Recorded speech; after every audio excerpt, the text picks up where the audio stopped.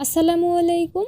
অনেকেরই ডাল পুরি বানাতে গেলে ডালের পুর বের হয়ে যায়, আবার কারো ক্ষেত্রে পুরিগুলো ঠিকভাবে ফুলে না। তো আজকে এই সকল সমস্যার সমাধানের সবগুলো টিপস পুরো ভিডিও জুড়ে শেয়ার করেছি। কোথাও বাদ দিয়ে দেখলে কিন্তু সমস্যাগুলো ঠিকভাবে ধরতে পারবেন না, কারণ আজকে একদম হোটেলের মতো খাস্তা মচমচে মজাদার ডাল পুরির জন্যই রেসিপিটা শেয়ার করছি, যাতে করে প্রথমবারেই যে কেউ পারফেক্টভাবে বানাতে পারেন। এখানে মসুর ডাল আছে হাফ কাপ, আর এই ডালগুলো আমি আগে থেকেই ভালোভাবে ধুয়ে রেখেছিলাম। তারপর সিদ্ধ করার জন্য এতে 1.5 কাপ পানি দিয়ে দিচ্ছি।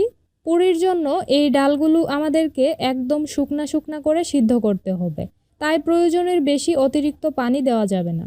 লবণ দিয়ে দিচ্ছি 1 চা চামচ, বা আপনাদের স্বাদ মতোও দিতে পারেন। সাথে হলুদের গুঁড়া হাফ চা চামচ পরিমাণ দিয়েছি। এখন আমি প্রথমে চুলার আঁচ বাড়িয়ে ডালের পানিটুকু ফুটে ওঠা পর্যন্ত অপেক্ষা করব। দেখুন পানিটুকু ফুটতে শুরু করেছে। এ পর্যায়ে ঢেকে চুলার তাপ একদম লো হিটে রেখে ডালগুলো ভালোভাবে সিদ্ধ হওয়া পর্যন্ত রেখে অপেক্ষা করব। এই ফাঁকে আমি ডাল পুরির জন্য ডো বানিয়ে নিব, তাই বাটিতে দিয়ে দিচ্ছি 2 কাপ ময়দা। আটা দিয়ে ডাল পুরি খুব একটা ভালো হয় না, তাই ময়দা দিয়েই বানানোর চেষ্টা করবেন। লবণ দিয়ে দিলাম 1 চা চামচ, সেই সাথে 1 চা চামচ দিয়ে দিলাম চিনি। চিনি দিলে ডালপুরির স্বাদটা অনেক বেশি মজার হয়। তারপর 4 টেবিল চামচ দিয়ে দিচ্ছি সয়াবিন তেল। এখন খুব ভালোভাবে ময়দার সাথে তেলটুকু মিশিয়ে নিতে হবে। মিশানোর কাজটা একটু সময় দিয়ে করতে হবে। যখন দেখবেন ময়দার রঙটা পরিবর্তন হয়ে যাবে আর হাতে কিছু ময়দা মুঠ করলে এইভাবে শক্ত দলা হবে, আবার চাপ দিলে ভেঙে যাবে, তখনই বুঝবেন ভালোভাবে তেল আর ময়দা মিশে একাকার হয়ে গেছে। এবার নর্মাল তাপমাত্রার পানি দিয়ে মেখে নিব। পানিটুকু একেবারে ঢেলে দিবেন না, অল্প অল্প করে দিয়ে মাখাতে হবে। প্রয়োজন হলে আবারও পানি দিতে হবে। নর্মালি রুটি বা পরোটার জন্য যেরকম ডো আমরা বানাই, তার থেকে কিছুটা টাইট করেই পুরির জন্য এই ডোটা আমাদেরকে বানাতে হবে। অর্থাৎ কোনো অবস্থাতেই ডোটা নরম করে ফেলা যাবে না, কারণ রেস্টে রাখলে আপনা আপনি এটা সফট হয়ে যাবে।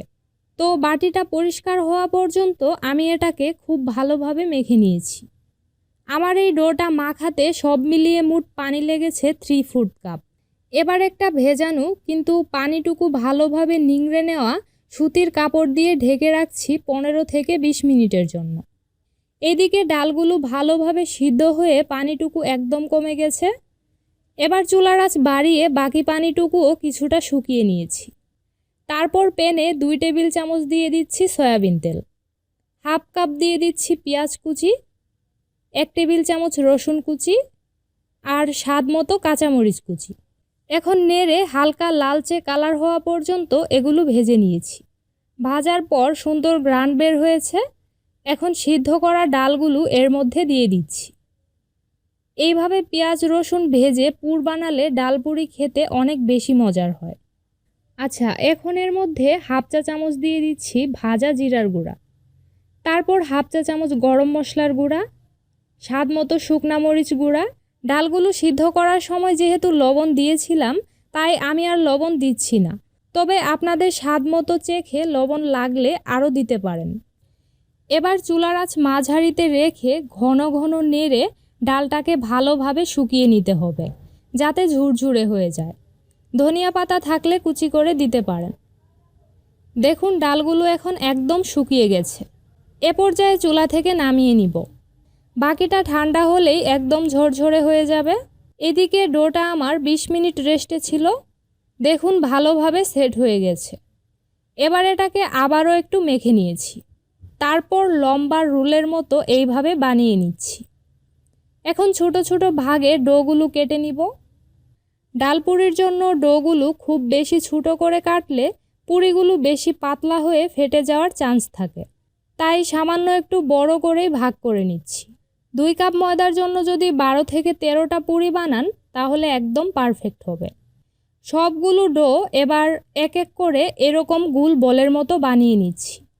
আমি যেভাবে দেখাচ্ছি এভাবে করে বানালে ডাল পুরিগুলো বানাতে অনেক সহজ হবে। বাকি বলগুলো ঢেকে রাখছি, তাহলে উপর থেকে শুকিয়ে যাবে না। তৈরি করা ডালের পুর এখন একদম ঝুরঝুরে হয়ে গেছে। এই পুর গরম অবস্থায় কিন্তু ব্যবহার করা যাবে না, ঠান্ডা করেই ডালপুরি বানাতে হবে। এখন একটা করে বল নিয়ে চারদিকটা ধরে এইভাবে ঘুরিয়ে ঘুরিয়ে বড় করে নিতে হবে।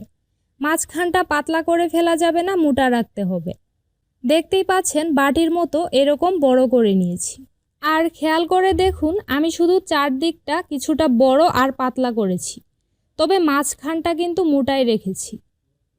এবার ডালের পুর দিয়ে দিচ্ছি মাঝখানে। খুব বেশি পরিমাণে পুর দেওয়া যাবে না, তাহলে ফেটে বের হয়ে আসবে। এখন হাত দিয়ে আলতো করে চেপে পুরটা ভালোভাবে সেট করে নিচ্ছি। তারপর চারদিক থেকে এইভাবে এনে চেপে মুখটা বন্ধ করে দিতে হবে। আশা করি দেখে নিশ্চয়ই বুঝতে পারবেন আমি কাজটা কিভাবে করছি। ভালোভাবে চেপে মুখটা অবশ্যই বন্ধ করে দিবেন। কোথাও ফাঁকা থাকলে ফেটে পুর বের হয়ে যাবে। ঠিক একইভাবে বাকি বলগুলোর মধ্যে প্রথমে পুর ভরে মুখটা বন্ধ করে নিচ্ছি। এরপর সামান্য করে তেল মেখে পুরিটা বেলে নিতে হবে। ময়দা দিয়ে বেলা যাবে না, তেল দিয়েই বেলতে হবে। আর বলের যেই দিকের মুখটা বন্ধ করে দিয়েছিলাম সেটা নিচে রেখে পুরিটা এক পাশ থেকে বেলে নিতে হবে। আলতোভাবে সাবধানে বেলে নেবেন। খুব বেশি জোরে চেপে বেলতে গেলে কিন্তু পুরি বের হয়ে যাবে।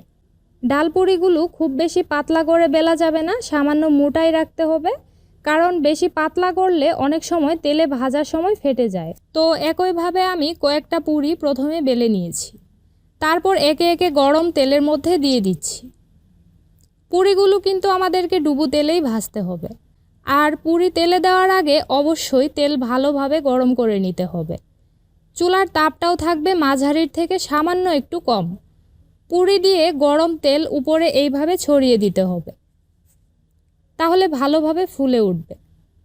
তারপর যখন এক পাশটা ভাজা হয়ে যাবে তখন উল্টে দিতে হবে। এইভাবে করে দুপাশটা পছন্দ মতো লালচে কালার আসা পর্যন্ত পুরিগুলো ভেজে নিয়েছি। ডালপুরি পারফেক্ট ফুলকো করার জন্য তেলটা কিন্তু অবশ্যই ভালোভাবে গরম হওয়াটা খুবই জরুরি। দেখতেই পাচ্ছেন ফুলে ডাবল হয়ে গেছে। সবগুলো টিপস হুবহু ফলো করে বানালে আপনার সবগুলো ডালপুরি ঠিক এরকম ফুলকো হবে। খাস্তা মচমচে মজাদার ডালপুরি ঠিক হোটেলে যেমনটা হয় তার থেকেও বেশি মজার হয়েছে। ভিতরে ডালের পুরে ভরা। আমি তেঁতুলের টক দিয়ে পরিবেশন করেছি। আশা করি ডালপুরির রেসিপিটা আপনাদের অনেক বেশি উপকারে আসবে। আজ তাহলে এখানেই বিদায় নিচ্ছি। আল্লাহ হাফেজ।